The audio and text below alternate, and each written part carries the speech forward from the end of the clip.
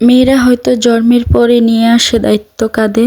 যাই হোক, hello everyone, আসসালামু আলাইকুম। কেমন আছেন সবাই? আজকের ভিডিওতে থাকবে আমি কিভাবে আমার ছেলেকে নিয়ে সারা কাজ করলাম। আজকে সকাল থেকে আকাশটা মেঘাচ্ছন্ন আছে। এদিকে আমি আর আমার বড় জার মেয়ে বসে বসে রুটি বানাচ্ছি, আর আমার বড় জা রুটিগুলো তাওয়াত দিচ্ছে। আমি একা ঘরে, তার জন্য এখানে নিয়ে আসলাম। এখানে বসে আমি রুটিগুলো বানিয়ে নিতেছি।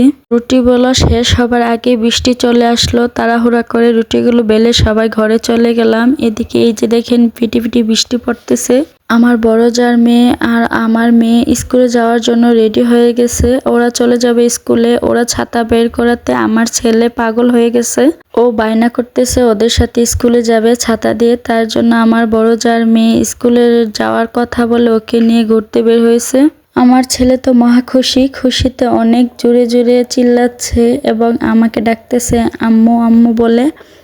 আমি কুলে নেওয়ার জন্য ওকে ডাকতেছি, কিন্তু ও কুলে আসবে না। ও ওর বোনের সাথে খেলাধুলা করবে। ওকে নিয়ে ছাতা দিয়ে আবার যাবে, তার জন্য ও আমার সাথে আসতেছে না। অবশেষে ওরা ছাতা নিয়ে স্কুলে যেতেই পারলো না। ও ছাতা রেখে দিল। যেহেতু বৃষ্টিও কমে গেছে, তার জন্য ওরা দুইজন চলে গেছে। এমনিতেই ছাতা আর নেই না। মাশাআল্লাহ, দেখেন আমার বাবা কত খুশি হয়ে আছে। আমি ছাতা দেওয়ার কথা বললে আমার থেকে মুখ ঘুরিয়ে নিতেছে। যাই হোক, সবাই আমার বাবাকে মাশাআল্লাহ বলতে বলবেন না। আর এদিক দিয়ে আমার বড় জা কালকে যে জলপাইগুলো সিদ্ধ করে রেখেছিল, এইগুলো দিয়ে আজকে আচার দিতেছে। আমিও কিছু জলপাই এনে রেখেছিলাম, এইগুলো দিয়ে আজকে আচার দিব। যে আমাদের ঘরের পিছন দিয়ে রাস্তা দিয়ে আমার একজন ভাইয়া মাছ নিয়ে চলে যেতেছে। আমার শ্বশুরে ডাক দিয়ে বলতেছে আজকে কি মাছ রাখবে দেখো। আমাদের বেশিরভাগ সময় বাজার থেকে মাছ আনা হয়, কিন্তু বাড়িতে আসলে মাঝে মধ্যে রাখা হয়। এদিকে শিং মাছ, পাঙ্কাশ মাছ, গাছ কাপ, ব্রিকেট সব মাছই আছে। আমার শাশুড়ির ব্রিকেট মাছ দেখে পছন্দ হয় নাই, কিন্তু গাছ কাপ মাছ দেখে অনেক পছন্দ হয়েছে। তার জন্য আমি বলতেছি ভাইয়া দুইটা দেন। দুইটা গাছ কাপ মাছ নিয়ে নিলাম। আর হলো শিং মাছ নিয়ে নিছি অল্প করে, যেহেতু আমার ছোট যা বাড়িতে নাই, আমার একা কুটতে হবে। তার জন্য আমি অল্প করে শিং মাছ নিছি, কারণ শিং মাছ কুটা অনেক ঝামেলা। এই দুইটা মাছ ওজনে এসেছে 3 কেজি 600 গ্রাম। আমি এক হাতে নিয়ে মোবাইল, আরেক হাতে মাছগুলো নিয়ে আসছি, অনেক ভারী ছিল। আর এদিক দিয়ে আমার বড় যা রেখেছে পাঙ্কাশ মাছ। ওনার ছেলে পাঙ্কাশ মাছ ছাড়া অন্য কোনো মাছ খায় না। আর আমি শিং মাছগুলো লবণ দিয়ে রাখছিলাম, মরে গেছে। আমার শ্বশুর আব্বার হাতে টাকা দিয়ে আমি মাছ করতে বসে পড়লাম। রান্নার সময়ও হয়ে আসছে, তার জন্য আমার বড় যা যেহেতু সকালে আচার দিছে, তার জন্য সকালে এক চুলার মধ্যেই রান্না বসিয়ে দিতেছে। আমার মাছ করতে করতে প্রায় 11টার কাছাকাছি বেজে গেছে। তারপরে আমি সবগুলা মাছ ধুয়ে ফ্রিজে রেখে দেব, আর যা রান্না করব তা নিয়ে নিছি।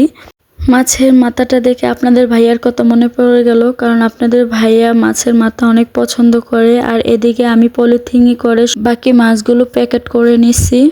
এখন মাছগুলো ফ্রিজে রেখে দেব। কিন্তু আমার শিং মাছ কোটা হয়েছে ঠিকই, কিন্তু এখনো পরিষ্কার করা হয় নাই। আজকে সব কাজ এলোমেলো হয়ে আছে, কারণ আমি একা হাতে কাজ করতে হচ্ছে। আমার ছেলেকে আমার শাশুড়ি আম্মা রাখতেছে। আমার শাশুড়ি আম্মা অসুস্থ। আমার শাশুড়ি আম্মার জন্য সবাই দোয়া করবেন।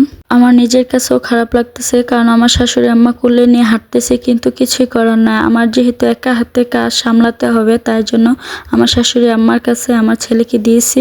বড় যা যেহেতু রান্না বসিয়েছে, ওনার রান্নার পরে আমি রান্না করব, তার জন্য আমি সবকিছু গুছিয়ে নিতেছি। আর ঘর দুয়ারও ঝাড়ু দিয়ে মুছে নিতেছি। সব কাজ শেষ করে এদিকে চলে আসলাম, শিং মাছগুলো পরিষ্কার করে নিলাম। পেঁপে পাতা দিয়ে শিং মাছ পরিষ্কার করলে অনেক পরিষ্কার হয়ে, যে দেখুন। সব কাজ শেষ করে এদিকে আমি রান্না বসিয়ে দিলাম। এই মাছগুলো রান্না করব, শুধু ভুনা করব শুকনা, আর হলো ভাজি করব, আর ডাল রান্না করব। আজকে এত কাজের মধ্য দিয়ে কিন্তু আমার ছেলে আজকে ঘুমায় নাই, তার জন্য আমার মনটা অনেক খারাপ। যাই হোক, আজকে এই যে রান্না করে ফেললাম। আমি মাছ ভুনা করছি, আর আলু ভাজি করছি, আর ডাল রান্না করছি। আমার মেয়েকে বলতেছি তুমি কি আলু ভাজি পছন্দ করো? ও বলতেছি ইয়েস। আসলে সবসময় আমি ছেলে মেয়েদের সাথে হাসি মুখে মজার ছলে কথা বলতে পছন্দ করি, কারণ আমি মনে করি ছেলে মেয়ের প্রথম বন্ধুই হলো তার মা। যাই হোক, সবাইকে খাওয়া দাওয়া করিয়ে আমার ছেলেকে নিয়ে আবার চলে আসলাম চুলার ধরে, কারণ যেহেতু আমি অনেক দিন আগে জলপাইগুলো এনে রেখেছিলাম। সময়ের কারণে আমি জলপাইগুলো আচার দিতে পারিনি, আজকে সিদ্ধ করে নিছি আর আজকেই মন স্থির করছি যে আজকে আচার দিয়েই দেব। সব কিছু নিয়ে চলে আসলাম আবার চুলার পার। এদিকে সরিষার তেল দিয়ে আমি রসুনগুলো দিয়ে দিতেছি। গোটা রসুন দিলে আচারে অনেক ঘ্রাণ আসে। সাথে কিছু মরিচ দিয়ে দিতেছি।